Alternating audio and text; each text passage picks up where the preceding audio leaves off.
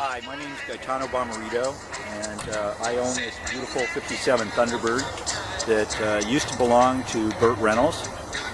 I bought this car at auction about 2 years ago in Florida, and it's been, after it came out of the auction, it was totally restored and brought back to its glory and what you see today.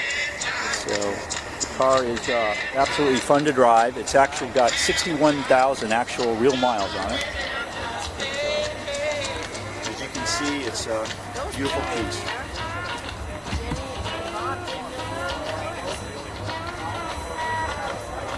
I'll open the door for you so you can see inside.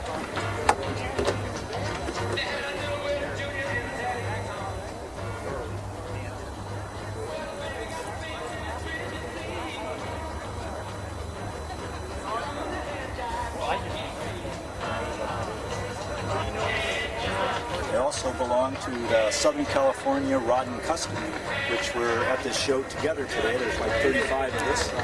This is the second year I've done the show.